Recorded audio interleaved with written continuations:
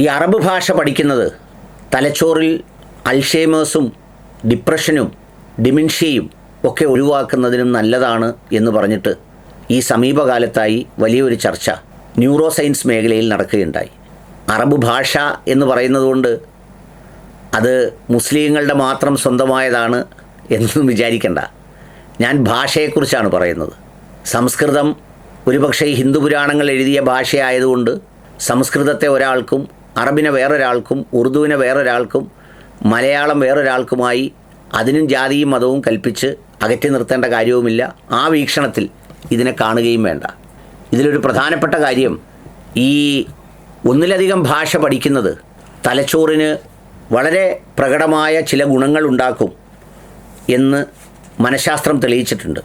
അതിന് പറയുന്നത്, ശാസ്ത്രലോകം വിളിക്കുന്നത് ന്യൂറോ പ്ലാസ്റ്റിസിറ്റി എന്നാണ്. ഈ ന്യൂറോ പ്ലാസ്റ്റിസിറ്റി അതുണ്ടായിത്തീരുന്നതോടുകൂടി നമ്മുടെ തലച്ചോറിൻ്റെ ഘടനയിൽ ചില മാറ്റങ്ങൾ ഉണ്ടാകുന്നു. അതുകൊണ്ടാണ് ഈ ബഹുഭാഷ പഠിക്കുന്നവർക്ക് വളരെ ഊർജ്ജസ്വലതയും ഈ പലതരത്തിലുള്ള മറവി രോഗമടക്കമുള്ളവയിൽ മോചനവും അല്ലെങ്കിൽ അത് കുറേ കൂടി വൈകുന്നതിനും ഒക്കെ കാരണമായി മാറുന്നു എന്ന് പറയപ്പെടുന്നത്. അതിലൊരു പ്രധാനപ്പെട്ട കാര്യം എന്ന് പറയുന്നത്, നമ്മുടെ വിവരങ്ങൾ വിശകലനം ചെയ്യുന്ന ഭാഗമാണ് നമ്മുടെ തലച്ചോറിലെ ഗ്രേ മാറ്റർ.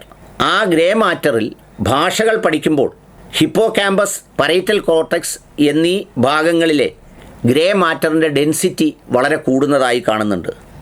തലച്ചോറിലെ വിവിധ ഭാഗങ്ങൾ തമ്മിൽ ബന്ധപ്പെടുത്തി ആശയങ്ങൾ കൈമാറുന്നതിന് സഹായിക്കുന്ന നാഡീഞരമ്പുകളുടെ പേരാണ് വൈറ്റ് മാറ്റർ എന്ന് പറയുന്നത്. ദ്വിഭാഷികൾക്ക് അല്ലെങ്കിൽ ഒന്നിലധികം ഭാഷ പഠിക്കുന്നവർക്ക് ഈ പറയുന്ന വൈറ്റ് മാറ്ററിൻ്റെ കാര്യക്ഷമതയും വർദ്ധിപ്പിക്കാൻ കഴിയുന്നു എന്ന് മാത്രമല്ല, കാര്യങ്ങളിൽ കൂടുതൽ ശ്രദ്ധിക്കാൻ, ഒരേ സമയം പല ജോലികൾ ചെയ്യാൻ, അതിനെയൊക്കെ നമ്മൾ സാധാരണ വിളിക്കുന്നത് എക്സിക്യൂട്ടീവ് ഫങ്ഷനിങ് എന്നാണ്.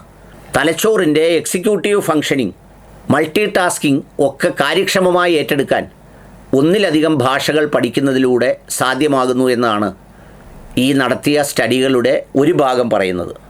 അതുപോലെ തന്നെ നമ്മൾ സാധാരണ ചർച്ചയിലും അല്ലെങ്കിൽ എവിടെയെങ്കിലുമൊക്കെ ഒരു എക്സിക്യൂട്ടീവ് പോസ്റ്റിലൊക്കെ ഇരിക്കുമ്പോൾ ഉള്ള ഒരു സംഗതിയുണ്ട്, നിങ്ങൾ ശ്രദ്ധിച്ചിട്ടുണ്ടാവുമെന്നറിയില്ല. വളരെ വിദഗ്ധന്മാരായ ചില സഹപ്രവർത്തകർ ചില വിഷയങ്ങളെ നമുക്ക് ഇൻട്രസ്റ്റ് ഉള്ള വിഷയത്തിൽ നിന്ന് അവർക്ക് ഇൻട്രസ്റ്റ് ഉള്ള വിഷയത്തിലേക്ക് മാറ്റിക്കൊണ്ടുപോകും.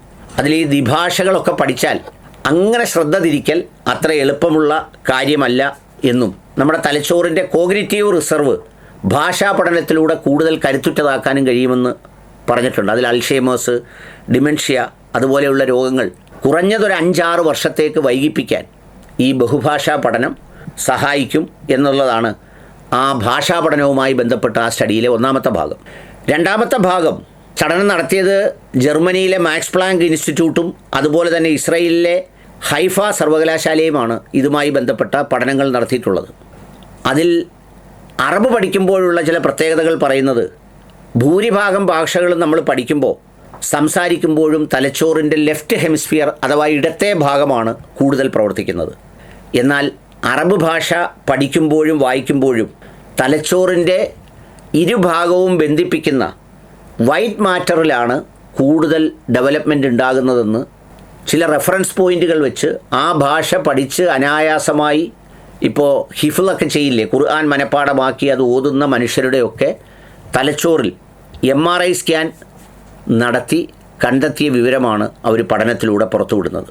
ഹൈഫ സർവകലാശാലയിലെ ഡോക്ടർ സഫ ഇബ്രാഹിം അദ്ദേഹത്തിൻ്റെ പഠനത്തിലൂടെ കണ്ടെത്തിയ കാര്യം എന്താണെന്ന് ചോദിച്ചാൽ, സെറിബ്രൽ ആക്ടിവിറ്റി മറ്റു ഭാഷകളെക്കാൾ ഏറ്റവും കൂടുതൽ അറബ് ഭാഷയ്ക്കാണത്രേ. അതിൻ്റെ കാരണം എന്താണെന്ന് ചോദിച്ചാൽ, അറബ് ഭാഷയിലെ അക്ഷരങ്ങൾ, അതായത് വാക്കിൻ്റെ തുടക്കത്തിലും നടുവിലും ഒടുവിലും അക്ഷരങ്ങൾക്ക് വരുന്ന മാറ്റം, അത് തിരിച്ചറിയാൻ വിഷ്വൽ കോർട്ടെക്സ് ഒരുപാട് പ്രവർത്തിക്കേണ്ടി വരുന്നു തലച്ചോറിൽ. നമ്മൾ ബാക്കിയുള്ള ഭാഷ വായിക്കുന്നത് പോലെ 1-2 സംഗതികൾ കൊണ്ട്, ഇപ്പോൾ വിഭാഗം എന്ന് നമ്മൾ എഴുതിയാൽ അതിലെ 1-2 സംഗതികൾ കൊണ്ട് പോകൽ സാധ്യമല്ല. അതിലെ ഓരോ അക്ഷരങ്ങളുടെയും അതിനുശേഷം വരുന്ന അക്ഷരങ്ങളുടെയും ഒക്കെ ഘടനാപരമായ സവിശേഷതകൾ വെച്ച് ഇതിൽ ഒത്തിരി സംഗതികൾ ചെയ്യേണ്ടി വരുന്നു. രണ്ടാമത്തത് ഡയക്രിറ്റിക്സ് എന്ന് പറയുന്ന ഒരു പ്രധാന സംഗതിയുണ്ട്. അക്ഷരങ്ങൾക്ക് മുകളിലും താഴെയുമുള്ള ഹർക്കത്തുകൾ, അതായത് ഫത്തഹ്, കസറ്, ലമ്മ് എന്നൊക്കെ പറയുന്ന അതിലെ പ്രയോഗങ്ങളുണ്ടല്ലോ, അത് സൂക്ഷ്മമായി നിരീക്ഷിച്ച് അർത്ഥം ഗ്രഹിക്കേണ്ടത് ആവശ്യമാണ്. അതിന് പറയുന്നത് തലച്ചോറിന് നമ്മൾ സ്ക്വയർ പ്ലേ കളിക്കുന്നത് പോലെയുള്ളൊരു ഇമ്പാക്റ്റ് ആണത്രേ അറബി ഭാഷ വായിക്കുമ്പോൾ തലച്ചോറിനുണ്ടാകുന്നത്. എന്ന് മാത്രമല്ല, അതിൻ്റെ സെമാൻറ്റിക് കോംപ്ലക്സിറ്റി എന്ന് പറയുന്ന ഒരു ഫീച്ചറുണ്ട്. അർത്ഥവൈവിധ്യവും വലുതാണ്. ആ റൂട്ട് വേർഡിൽ നിന്ന് അതിൻ്റെ വ്യത്യസ്ത ഭാഗങ്ങളിലേക്ക് നമ്മൾ കൺവേർട്ട് ചെയ്ത് അറബ് ഭാഷയിൽ വായിക്കണം. ആ വായനയും തലച്ചോറിനെ ശക്തിപ്പെടുത്തുന്നു എന്നുള്ളത് മാത്രമല്ല, സാധാരണ നമ്മൾ വലത്തു നിന്ന് ഇടത്തോട്ട് വായിക്കുന്നതിന് പകരം ഇടത്തു നിന്ന് വലത്തേക്ക് വായിക്കുമ്പോൾ ഒരു വിഷ്വൽ പ്രോസസ്സിംഗ് സ്പീഡ് തലച്ചോറിൻ്റെ ഇമ്പ്രൂവ് ചെയ്യുകയാണ്.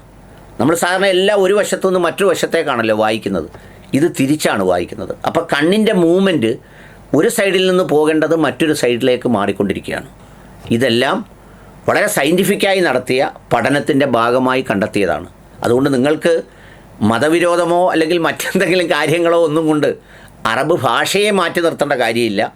കുട്ടികളെ ഈ അറബ് ഭാഷ പഠിപ്പിക്കുകയും അതിലെ സാഹിത്യകൃതികളൊക്കെ വായിപ്പിക്കുകയും ഒക്കെ ചെയ്യുന്നത് കൊണ്ട് അവരുടെ ഒരു ഇൻ്റലക്ച്വൽ കോണ്ടൻറ്റ് അത് ഇമ്പ്രൂവ് ചെയ്യുന്നതിന് കാരണമാകുമെന്ന് ഈ ജർമ്മനിയിലെ യൂണിവേഴ്സിറ്റിയും ഇസ്രയേലിലെ യൂണിവേഴ്സിറ്റിയുമാണ് പഠന റിപ്പോർട്ടുകളിലൂടെ പുറത്തുവിട്ടിരിക്കുന്നത്.